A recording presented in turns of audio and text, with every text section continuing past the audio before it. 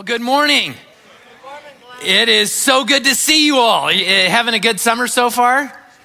Good. And not getting too hot so far? Well, so we're in this series. We've been in this for a while, just looking at all these different parables and what Jesus is doing with those. And this morning, I'm going to look at a parable that deals with fairness, And you know, when you think about fairness, what fairness is, we have a value for that. In our culture, there's probably a part of that maybe is innate to human beings. I know, like I was at the store at Trader Joe's not too long ago, and do any of you do like grocery store math, like when you're getting in, you're trying to pick the line, and because you know, it matters, right? And so I picked the line, but it was kind of crowded and the lines were long, and now I'm getting closer and closer, and they opened up another cash register. And really, I was the one that should be going into that line first, next, because I put in my time. I had waited in that line, and it was kind of right there. And as I'm assuming that I'm the one that's going to I wanted to make sure they were going to actually open it, because nothing would be worse than like losing your place in line and having to come all the way back. Then someone else kind of walked up from the side, and the cashier, caught eyes with that person and invited that person to go first. And I know it wasn't the end of the world, but boy, I noticed, right? It's just one of those things where it's like, and the thing that went through my mind was, okay, this is not fair. Because this person hasn't been, they just walked up. I've been waiting in line, and I did the math, right? I worked real hard to find the shortest line and do all this stuff. Ever have a moment where you're just this isn't fair? Because in that sense of fairness matters to you. And this starts real early with this, right? Ask any parent. If they were to get one of their kids to agree to do a chore for a piece of cake, and then when that kid finishes that cake, watch what happens if that parent gives that kid a piece of cake and then gives one of their siblings a piece of cake at the same time for having done nothing. Because, yeah, that's right. That'll be mayhem in that house. They'll be crying bloody murder. It's not fair, right? Because we've got this sense of fairness that is just kind of a part of who we are. And we feel it in a lot of different ways. Maybe you have felt it at work where because of your skills or time or something, you've put in the time and the effort, and then someone else comes along and maybe they get credit for that, or they get an advancement in some way, and you're like, wait a minute, I'm the one that should really be getting that.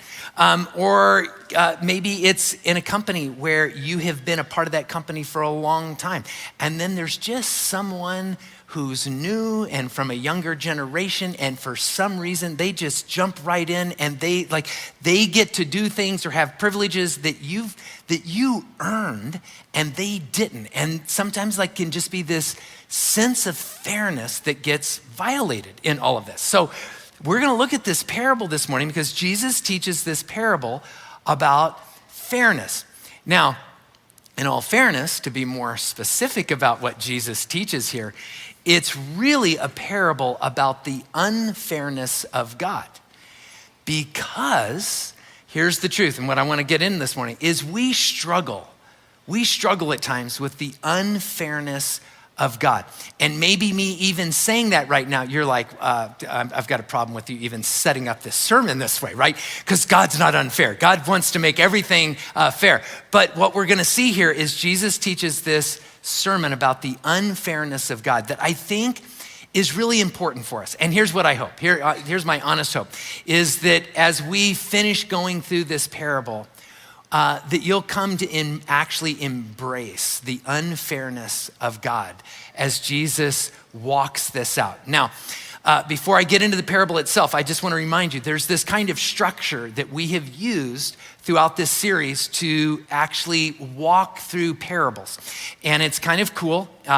It starts with this idea that a parable is a story that paints a picture, that becomes a mirror, that becomes a window, right? And so the idea there, it's this story that paints this picture about life, something that pulls us in, something that we can relate to, like fairness. That's the picture. But then it becomes a mirror. And the idea of the mirror is that there's something for us to see in this. There's maybe a character we can identify. There's something that as we look at this, it's like, oh, I see something, and that helps me, right? Know how to respond to this, how to live in a different way. But then it usually always becomes a window. And the idea of the window is, it's a window by which we get to see God maybe in a new or fresh way that helps us take some of these steps. So we're gonna look at this parable as a picture, a mirror, and a window. It's found in Matthew chapter 20. And so if you wanna turn there or look that up, let me just set a little bit of the backdrop to it.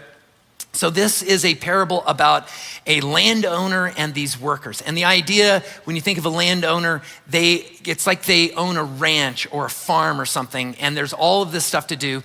And this is at the time of year where this landowner has a vineyard, and there's a bunch of work that needs to be done, more than what he would have the normal allotment of workers to do. And so there was a practice in the ancient world where usually in the marketplace, there'd be a place where day workers could hang out so that a foreman or a landowner or a rancher or whoever could go to that place and hire workers for the day. And so what's gonna take place is in the market where this landowner comes and he's hiring these workers. So Matthew chapter 20, starting in verse 1, Jesus sets it up. It says this: "For the kingdom of heaven is like a landowner who went out early in the morning to hire workers for his vineyard. He agreed to pay them a denarius for the day and sent them to his vineyard." So he goes out, he finds these workers that he needs and he hires them, and he kind of makes an agreement with them, a contract. I'll hire you for a day and I'll pay you, here's the agreement, I'll pay you a denarius.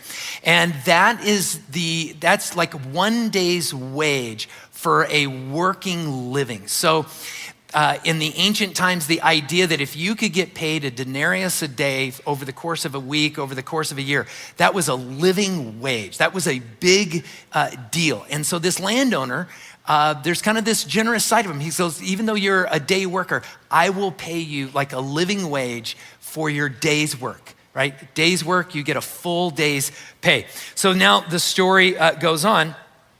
Look at verse 3. "About 9 a.m, he went out and saw others standing in the marketplace doing nothing. And he told them, 'You also go and work in my vineyard, and I will pay you whatever is right.' So they went. He went out again about noon and about 3 in the afternoon and did the same thing."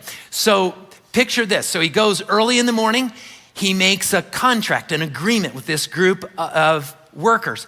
I agree to pay you a day's wage for a day's work. And then he comes back like an hour or so later and he sees some other workers and he hires them. And he comes back a couple hours later and hires them.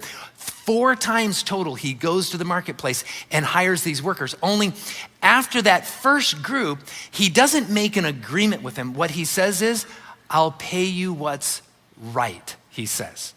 And so this group, they agree to go and work just not off of like, here's the agreement, but just I'll trust that what he says is right. I'll take it, right? And so the story goes on again. And it says this, look at verse 6. "About 5 p.m, he went out and found still others standing around. And he asked them, 'Why have you been standing here all day doing nothing?' And they respond in this way, verse 7. "Because no one has hired us," they answered. He said to them, 'You also go and work in my vineyard.'" And this group, he doesn't give them an agreement. He doesn't even give them a promise. They're gonna go and work just off the character of who this landowner is, okay? Now, I want you to imagine this. I want you to imagine that maybe you were one of the early morning workers. You got up early, you made it to the marketplace, and you were there when he came by the very first time, and you got hired, right? And you're in the vineyard working, and you watch as now again and again and again throughout the day, these new workers come in. And maybe there'd be a part of you to go, man, I could have slept in, right? I didn't have to get there early. But you might also think this though too, right? Because fair is fair. You might say, but you know, I I'm gonna get paid for a full day's work. I'm gonna probably make more than any of these other workers that are showing up here in this thing. And especially this last group, right? They come and they get hired at the very, very end. Look at verse 8. And this is all part of the setup for this pivotal moment in the middle of this parable. So we've been getting this picture, and now comes this setup, and there's gonna be this pivot. So verse 8, when evening came, the owner of the vineyard said to his foreman, call the workers and pay them their wages, beginning with the least ones hired and going on to the first. So this is where there's something different going on that would be the unexpected, because normally in this culture, whoever was hired first would get paid first and they could head home first. But the landowner switches this all around. So the workers that showed up for the last hour, they've only worked like 1 hour. They're going to get paid first. But here's why this is important. Because who's going to get to see how much they get paid? Everyone else, especially the workers that showed up first and had that agreement. They're gonna get to see what they get paid. And so the setup continues in verse 9. The workers who were hired about 5 p.m. came and each received a denarius. Wow. So they worked 1 hour and they get an entire day's wage. Wow, like talk about gracious and wonderful. This landowner pays them like for the entire day. Now, picture if you were one of those early morning workers again, right? What might be going through your mind as you watch this play out? And this is the turn. This is where this whole parable, Jesus, it turns, and we're gonna see what happens in this. Look at verse 10. So when those came who were hired first, right, they expected to receive more, but each one of them also received a denarius. They got what was promised. They got what was in the agreement. And so, they went on their merry way, caught up with the guys that only worked 1 hour and said, guys, I am so happy for you. Actually, that's not how it went. Yeah, why? Because that doesn't sound very fair, does it, right? There's just no part of us that goes, well, that's fair, right? And so Jesus creates this turn in the story where suddenly these workers that have been there all day, they have worked through the heat of the day, right? And they watch what happens. And now we're gonna get this reaction. So we've painted this picture, right? Jesus paints this picture. And now we're going to see where this goes, right? And now I want you to think of this parable as becoming a kind of mirror. And so as this parable continues to unfold, I want you to think to yourself, what characters in this story, because there's several in here, do I kind of resonate with? Which ones, like if I'm looking in a mirror, is kind of pointing to like where I'm at in this whole thing. So here's what happens following, right? Look at verse 11. When they received it, that denarius, he's talking about the full day workers, when they received it, they began to grumble against the landowner, right? These who were hired last worked only 1 hour, they said, and you have made them equal to us, who have borne the burden of the work and the heat of the day, right? They're unfair, right? Foul. They're complaining. This is not fair. This is not right. We've worked all day and they didn't, right? They shouldn't get a piece of cake. I did my chores, right? And now you're giving out cake for free? Like, this can't be, right? So they're like offended in this. And they want fairness. At least they think they want fairness. And that's what I want you to think about here. We all think we want fairness. Let me ask you this question. What pushes your fairness button? Because I think all of us, right, we're all different, but I bet all of us have a button, and when you push that button, we're like, ooh, that fairness thing comes out, right? Maybe you've got a friend and they just keep getting new job opportunities or offers, and you're like they don't do anything. And every time I go to get a job, or the last job I got, or the one I'm in right now, man, I had to interview, and I did all of this work, and I lined everything up, and I did 20 interviews, and and I've got a friend, and it's like, oh, they just quit that job and they just step into another one. And it's like, it's not fair, right? God, they're not working very hard at this. It's like, is that push your fairness button? Or maybe it's someone in the office and you just see where they just don't do the same amount of work. And yet somehow it's allowed to go on. And you're just like, this is not fair. Or maybe you're in college, right? And you're working night jobs and maybe weekends, and you're trying to find a way to pay for as much of your college as you can. And you still have some loans that you've got to take, and you're sitting in class one day, and one of your classmates mentions something about a trust fund or something is why they're free this weekend. And you're like, whoa, like this isn't fair, right? What pushes your fairness button? Because we all have one. Like somewhere, we'll each have something we just say, that grabs me in this thing, right? And the reality is, and this is so normal, we think we want fairness, but I promise you, it's a trap. There's a fairness trap that we can get pulled into, sometimes without realizing it. And it happens in several ways. It traps us with comparison, right? So let's talk about that fairness trap for a little bit. So it traps us with comparison. Those all-day workers, they get angry at the landowner, but who are they focused on? They're focused on those one-day workers. And they didn't have a contract with the one-day workers. They didn't have, but when it comes to how they think about their sense of fairness, that's who they're comparing themselves to, right? It's all like, I was there during the hottest part of the day, and they were probably in the marketplace or back home lounging around, right? And I was out here, and they're comparing themselves to the 1 hour worker. And that's what happens. We get pulled into this. When I was a kid, my dad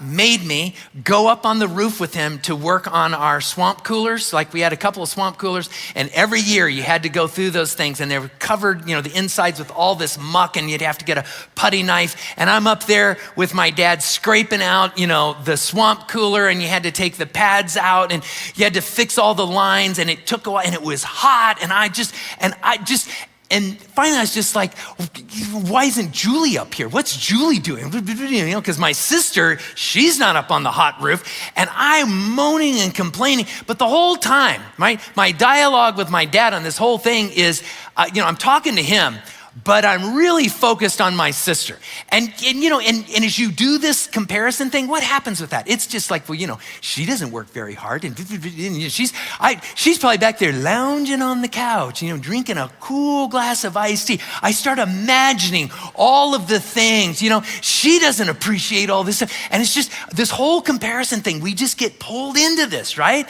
I'm sure that's never happened with any of you all, right? But I remember just being up on the roof, and man, I was getting frustrated. But it was all about this comparison with my sister, who didn't have to be up there working on the roof. I love the verse in here. Jesus gets at this, and he hits this thing where he says, here was their complaint to the landowner. You've made them our equals. Ooh. And we'll struggle with that. Sometimes, right, it can be in a spiritual way. It can be over like, okay, they're not living a very good spiritual life. Like why, I'm putting in the work on this. It's not fair that God, you would just bless them like for whatever when they haven't worked at this thing very hard. And it's easy for us to find a person or persons, and we don't like the idea that they would be our equals, because we've got our reasons why that wouldn't be fair. But here's the thing that the comparison trap does. You always end up elevating yourself by diminishing someone else. That's what comparison does. Don't fall into that trap, friends. Here's the other way it traps us. It traps us with control. Verse 11 ends with this idea. They grumbled again, right? And I love this. They grumble against the landowner about the hired hands, right? These who were hired in the last part of the day, in the last hour, like it's just, and they've got all of these things that they want to tell the landowner about their treatment and how the landowner is handling I didn't ask her to. Now I don't think I said this out loud. I was smart enough not to say this out loud, but what I wanted to say is, well, why don't you ask her to come up here? That sounds like a good idea, right? And as I'm going through my little diatribe of all the things about Julie downstairs and my sister doesn't do, you know what I'm really doing in that moment? I, as a kid, am trying to tell my dad how he should be parenting his daughter. That's right. That's the honest truth about it. I was kind of putting my dad in a box, right? Dad, this is how you need to parent your daughter, right? Because this is what would be fair. And the reality is, all the things I was saying to him, I'm trying to control what my dad was going to do with my sister because I felt like something was unfair. There's something about fairness that when we get hooked in it, we start to put God in a box. God, you need to be this way with those people. God, this is what would be right. And we start thinking we know what's right and what God ought to be doing. And that's just putting God in a box. I love how the landowner responds to this. Look at verse 14.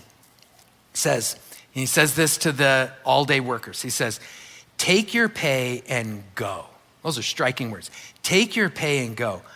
I want to give the one who was hired last the same as I gave you. Verse 15, and this had to be like a dagger for the all-day. And of course, the parallel here is God gets to do what God wants to do.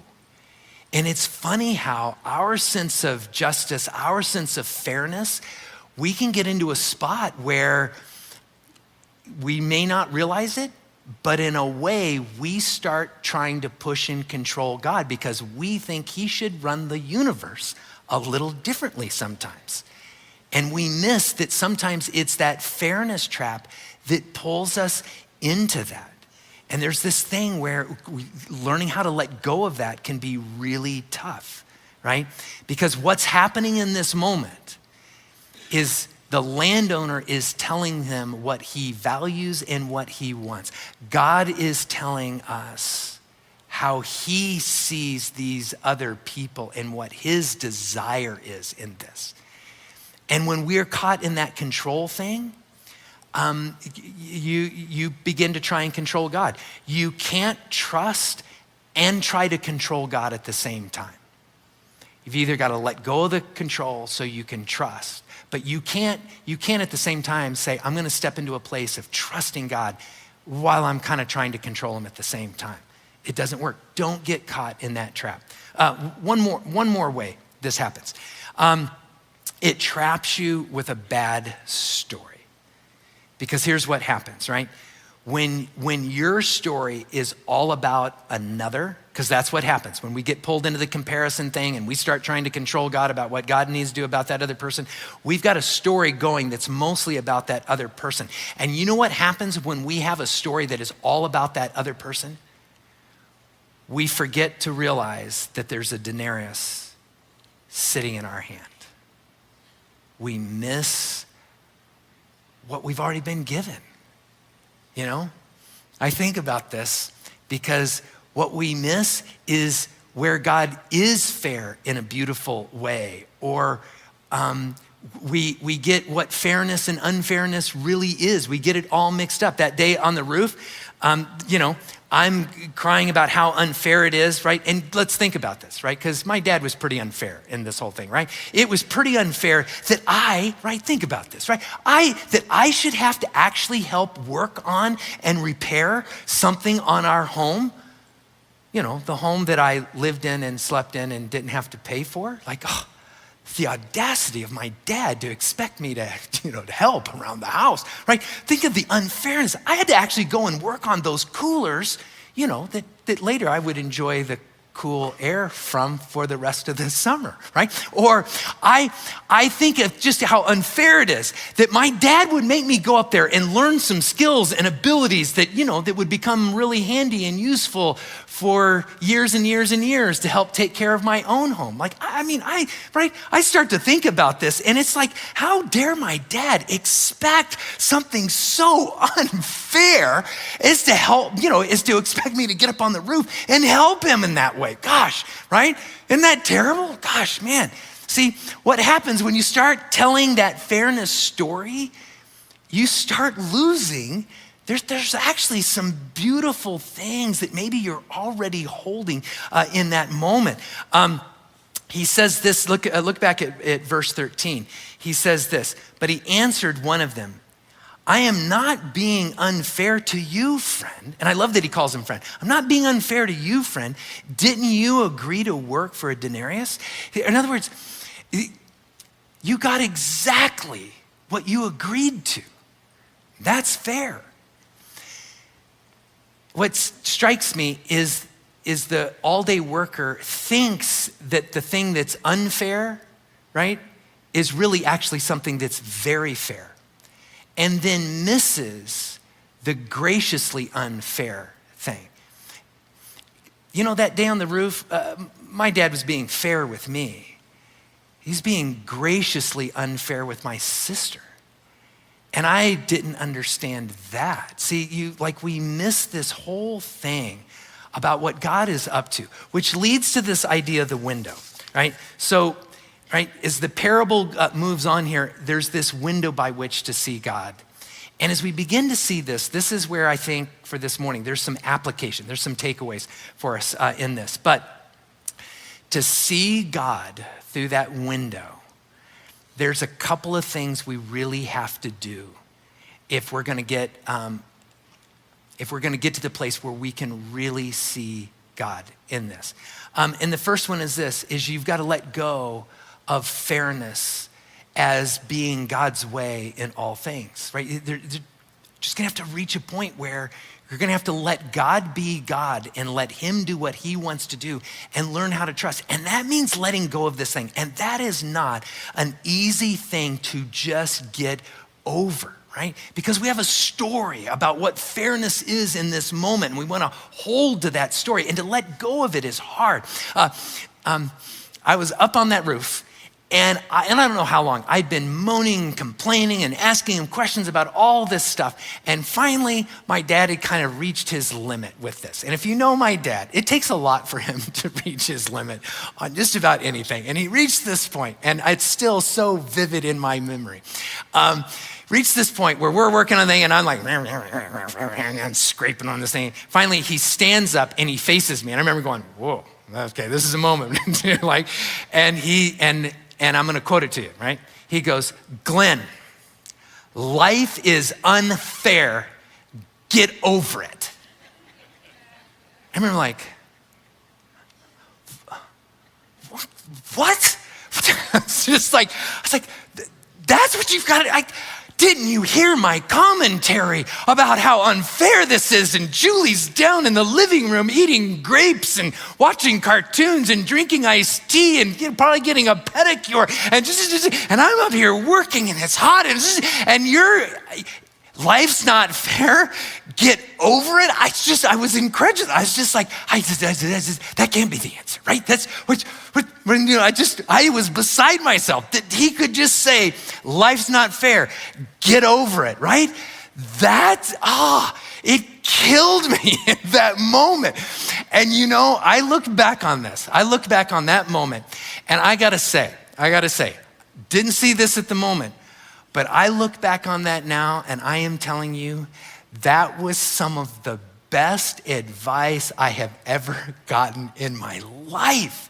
That was a gift, even though at that moment I was like, just call CPS, man. This is outrageous. Life is unfair. Get over it. It just violated everything in me in that moment. But he was so right. Because the truth is, right, letting go of it suddenly freed me in a different way. Now, it didn't free me that day. I'll tell you, that day I was still a moaning, complaining kid who I had a bad attitude. But the lesson in the end wasn't lost on me because there's something so beautiful about it. Because there's a couple of stories here in this whole thing, right? There is the story of the all-day worker. And their story is about the unjustness of this and being out in the heat. And think of the stories, right? Honestly, think of the stories that you've told yourself. Right? And it doesn't mean that they're not necessarily true or all not true. There's truth to them, but it is a story that ends up defining how you see the world and yourself and everything else, right? But don't forget, there's another story that we haven't talked about yet in this. And it's the story of the one-day worker. The 1-hour worker. I want you to think for a moment. Imagine if you were the 1-hour worker on this day. Imagine you showed up to the marketplace and you got passed by some other landowners. Let's say you were having to take care of something at your own house, and by the time you could make it out there, you knew it was at the end of the day, and the likelihood that you would get hired was so remote. But maybe you were a little desperate, and that's why you were out there, for just the chance to even make a little something out of that 1 hour. And lo and behold, someone came by and hired you. You're not gonna, at the very least, can you imagine what it'd be like? You'd just be like, hey, at the very least, I'm not gonna go home completely empty-handed. I'll at least get 1 hour's worth of work in and I'll get something. Right, think about that. And you work that hour. And then at the end of the day, that landowner, right, has the foreman come over, right? And you hold out your hand and you're expecting something like this. Can you imagine what it was like? Is that foreman, right, dishes out a full day's wage. Wow. Think about your walk home. What do you think your attitude would be on the way home? You think there'd be a grin on your face? I bet there would be. I bet on your way home, you'd be anticipating walking through the door to share that story, right? There'd be a part of you that'd be like, they knew I'd left late. I'm gonna walk in that door and it's gonna be like, guess what? Think of what this means. I got an entire day's wage, what we could do with it. Can I tell you, there was this landowner and I didn't think I was gonna get hired at all. And then at the end of the day, he hired me. But then when we got paid, when the work was done, you would be telling that story and you would talk about how gracious and beautiful and wonderful this moment was, right? Think about that for a second. Now, let me ask you this question. 2 stories. Right? We see the story of the all-day worker, kind of like me up on that roof. And then you think about the story of the 1-hour worker. And let me ask you this question. Which story sees the heart of God more accurately? Yeah. See, there's something powerful when you can let go of the fairness thing. You suddenly have a window to see the heart of God in a fresh new way, right? And the truth is, the all-day workers, that was within their grasp, right? No one would be begrudging them that there'd be a little disappointment, that they'd be like, well, I wish I would have gotten more. But you know what? They could have gone home. They could have walked through the door with the same story. They could have walked through the door and said, hey, you're never going to believe this. There were workers who showed up at the end of the day. And I spent the day working for a landowner that is so filled with graciousness and care and concern that he paid those guys for a full day because he knew it would make a difference in their lives. What an amazing landowner. Like, I hope I get to work for that guy again.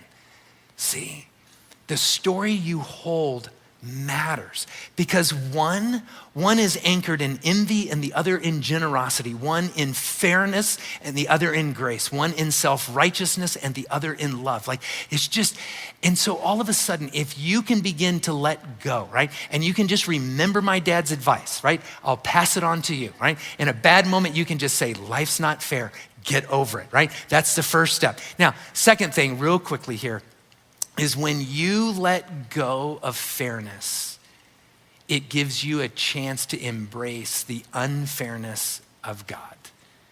All of a sudden you get to, because you know what was unfair? In the most beautiful, gracious way, that someone who only works 1 hour gets a full day's wage, because that's the heart of God. That's beautiful. And suddenly you can begin to embrace that kind of story. And friends, I want you to think about this. If you're here this morning and you're a follower of Christ, right? Or even if you're considering being a follower of Christ here this morning, I want you to think about something about the faith that you have or that we follow here. Because I don't know that there's another faith system or faith or religion or whatever in the entire world that is more unfair than Christianity. At the heart of what we believe is one of the most unfair events that ever happened in history. It is the story of Jesus who comes, right? Who came to love on human beings, right? And we're the ones that put him on a cross, but he went there willingly in order to forgive us. There's nothing fair about that. And yet he does that. But that's the beautiful unfairness of who Jesus is. And that's what he's unfolding in this story. And I want to just leave you with this, right? When you think about what story will you embrace, if you have a story and in that story you think of yourself as the all-day worker, can I invite you to reconsider that? Because I think if we were to all think about this parable, I think the reality is we're all just 1 hour workers. That's who we all are. And if you can begin to understand that, suddenly embracing that story of the unfairness of God becomes a beautiful thing for you. So, may you embrace the unfairness and the joy and the wonder of an unfair God filled with grace and joy. So, before I close this in prayer, let me just say this. If you're here this morning and you're new or visiting, I'd love to just shake your hand this morning. I'm gonna be right over here at these high top tables that you see over there. If you've got questions about this whole change in bylaws and all the things that we're doing with that, we're gonna have some Casas Council members right over here and some others. And even if you don't have any questions, you just go get to know one of your Casas Council members. Yeah, and just, they're really wonderful people. But if you want some information or questions, they'd be happy to answer that. And if you're here this morning and just need someone to pray for you, we've got some wonderful people in our prayer place that would love to pray for you here this morning. Why don't you stand? And I'm gonna close us in prayer this morning. Let me pray. Father, we just thank you that you're not fair. We're just grateful that in your unfairness, we just get lavished in a kind of grace and love and forgiveness and affection and freedom that we've never deserved, but it still gets lavished on us because of who you are. And we are grateful for that. And we